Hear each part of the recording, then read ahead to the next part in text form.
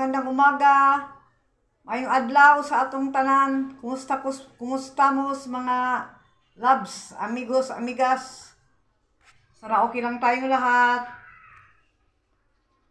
Magluluto ako ngayon ng ampalaya dahil kahapon may may natira kaming chicken curry. So, tapos last night natira yun dahil nag-dinner kami, hindi kinain ng mga girls yung chicken curry ko last night dahil yung sa taas, binigyan kami ng food, biryani. So, ngayon, magluto lang ako ng ampalaya. Si Rihanna nandoon. Sinama nung kasamahan namin sa bahay. Nagpatingin ng eyesight dahil farsighted, din nila makita. So, mura lang guys. Kasi Government Eye Center Clinic. 10 taka lang ang, ang bayad sa reception. Bali 5 pesos sa atin. So, luto-luto muna tayo. Tapos, ito si Maliharag, naligo. Luto tayo. Dito tayo sa in my kitchen and in my bedroom. Guys, ilang piraso lang ito. Maliliit ito, masyadong mapait, maliliit na ampalaya. Meron din silang ampalaya, nakatulad sa atin. 2, 4, 6, 8, 1/4. 120 ang kg. So 40 taka ito, 20 taka ang 1/4. Mag-cut na tayo guys, cutting na ang palaya.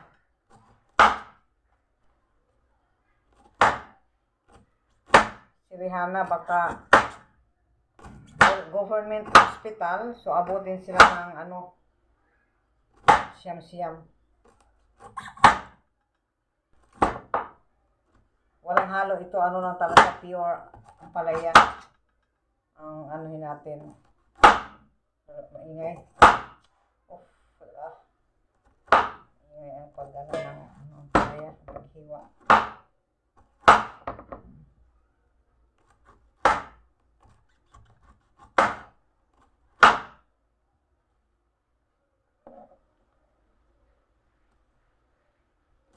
Kumakain din ng mga girls ng palaya. Alhamdulillah. Ito.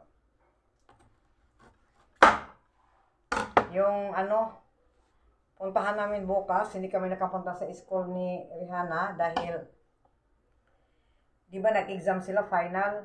May exam sila final. March, ang final nila is October to November.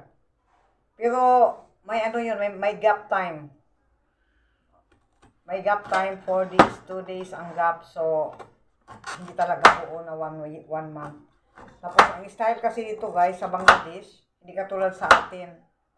Dito sa Bangladesh, pag final, doon gagawin ang final exam sa ibang eskwelahan.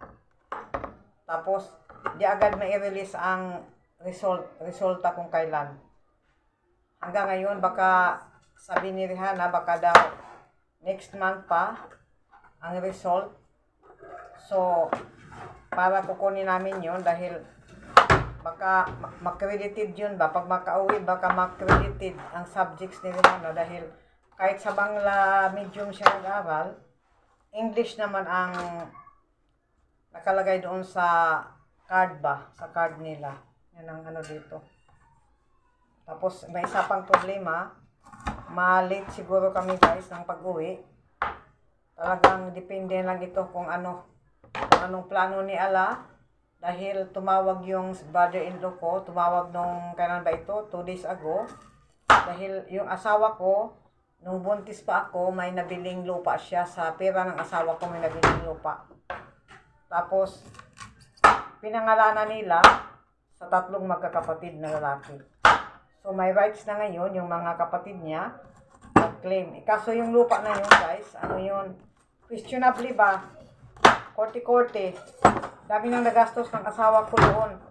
Sa pagpapakorte, nung buhay pa siya, namatay na lang yung hobby ko, hindi pa naibenta. Ngayon, nagbenta sila ng lupa. Dati, nagbenta sila ng 250,000 ang bayad sa korte-korte. Dahil wala na yung asawa ko, yung nagbabayad dati noon. Tapos nakulangan pa, 100,000 pesos yun. Sa pesos yun. Binayad ng korte. Malaki ng ano. Tapos, malaking ano daw yun guys. Malaking ano pag naibenta. Malaking halaga. Kaya, doon yung isang panganay na kapatid na lalaki ng asawa ko. Wala silang ang bahay nila is not so hindi gaano maayos. So, inaantay nila yung pera na maibenta yung lupa na yon para magawa sila ng bahay na maganda. Dahil malaki daw yun na halaga. So, ngayon, tinawagan si Rihanna para sa papilis. Balibaliktad nga. Di ba kagaya ko sa inyo, balibaliktad ang mga pangalan nila. So, gagawa ako ng affidavit. Ha? Here, you can't be seen here. No, you can't be seen. Go that side. Go up on the bed. Magdasal daw si Maliha kaso makikita. Go on the bed. Up on the bed. So, magpagawa ng affidavit. Magpagawa ng affidavit na gawin ang pangalan nila na one person lang. Ako naman, wala rin problema dahil ang pangalan ko sa passport ko, yung pangalan ko nung talagang original na name ko. Tapos ang ginagamit kasi nila dito, pinagawa ng yung kapanganakan ng papilis dito sa bansa nila.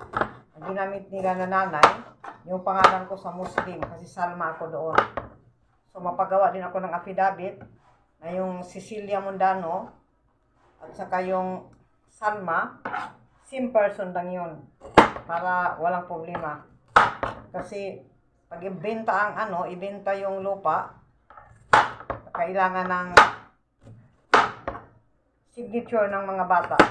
Tato yung mga anak ko. So may sila, may pati daw ako, may rin daw ako.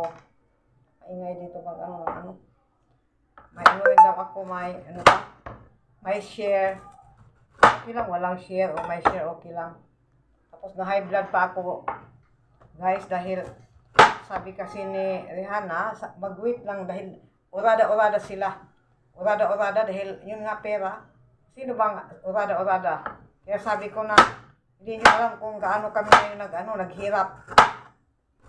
Tutulungan lang kami ng kamag-anak ko.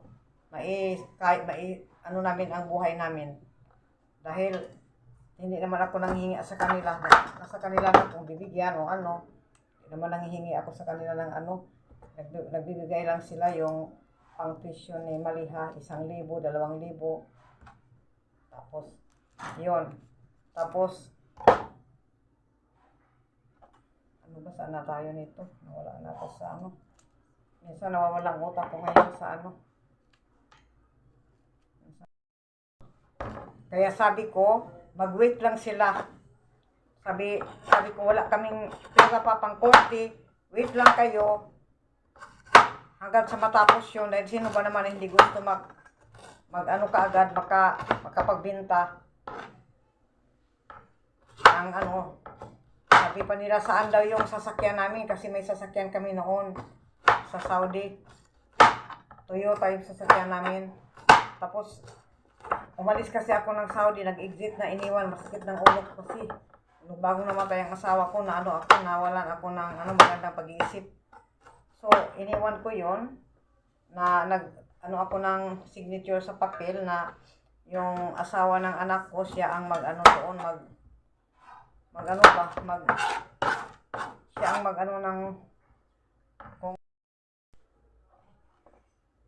at saka kung kailan maasikaso yung affidavit, guys, depende sa time. Kaya mag-wait kami kung kailan matapos dahil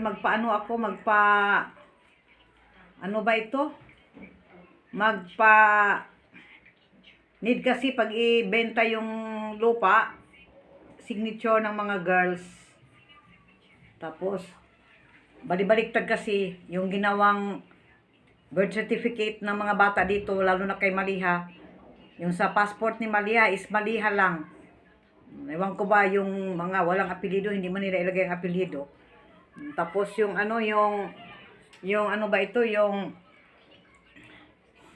yung sa birth certificate niya na Bangladeshi birth certificate, Maliha Ayub. Tapos ang mother's name is Salma. Salma Begon. Pag Mrs. na guys, lalagyan nila ng Begon ang pangalan. Begum. Walang apelido yon. Pag Miss, pag halimbawa Miss pa ako, Miss pa po tayo. Mrs. na po tayo. Salma Akhtar. Yan. Hindi gaano ang ginagamit nila dito. Lahat may Akhtar pag Miss. Pag Mrs. na Begon. Begum. Ay Begum daw. Begum. Begum. Not Begum. So ano din ako, affidavit dahil may papilis man ako, sealed from our embassy na ang name ko Cecilia Mundano, converted to Islam as Salma. So walang kaba dahil may papilis tayo, authenticated ng taga-embahada sa atin. Ipakita ko 'yon na Cecilia Mundano at Salma Begum is one person para di ma-complicate yung mga bata sa papeles. Tapos naman yung kay Maliha, ipagawa ko din na Maliha Ayub, one person din yun. May papeles din. Tapos yung kay Rihanna at saka Rihanna Ayub kasi ang passport ni Rihanna, ayun. So kung magawa yun, ayun, may papeles na. So, ano na tayo, aywan ko kung magkano ang bigay sa amin. Bahala na sila kung magkano ang ibigay nila sa amin. Tapos, pag mayroon na, okay na yon dahil ma-renew na yung Bangladeshi passport tuloy ni Rihanna. Pag may, affidavit, wala kasing tumutulong sa akin guys. Tapos, mabuti yung kaklase ni Rihanna, ni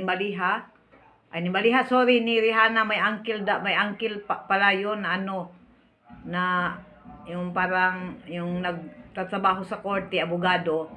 So doon kami lalapit para hindi gaano niya kami alam naman nila na ang sitwasyon namin, so hindi gaano malaki ang bayad sa affidavit dahil kahit dito guys iba dito. So kung mangyari yon, ma-renew yung passport ni Rihanna na Bangladeshi passport. So, yung sa akin na lang ang may visa fines. Tapos, ayun na yun. Kaso, hindi pa namin alam kung kailan. Kaya, waiting lang tayo nito. Be patient. So, kaya, sabi ni Rihanna, habang nag-wait, magpa-enroll na muna siya dahil enrollment na guys. Last month pa ang enrollment. Last month, tapos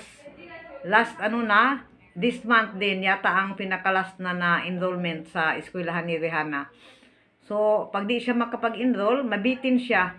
Dahil hindi namin alam kung kailan itong bintahan ng lupa. Kaya, magpa-enroll siguro si Rihanna, kaso wala pang pag-enroll dahil malaki-laki ang halaga, 10,500. Tapos yung books pa niya, mga 5,000. So, si Rihanna, na-bother na dahil kung kailan makauwi nga, tapos mabitin pa siya sa pag-aaral niya. So, yun lang ang kung ano ang desisyon ni Allah sa atin. Yun lang. So, okay guys, bye for now. Maraming salamat sa mga ninyo. Suporta sa lahat. Sana wag nyo kaming pabayaan. Alam ko naman andyan kayo sa amin palagi para pataas na pataas ang views natin. Tumataas na rin ng kaunti ang subscribers ko. Maraming salamat sa mga bagong subscribers, luma, sharers, silent viewers, mga nagpapalipad. Malaking tulong yung nagpalipad sa akin para makasweldo ng madalian.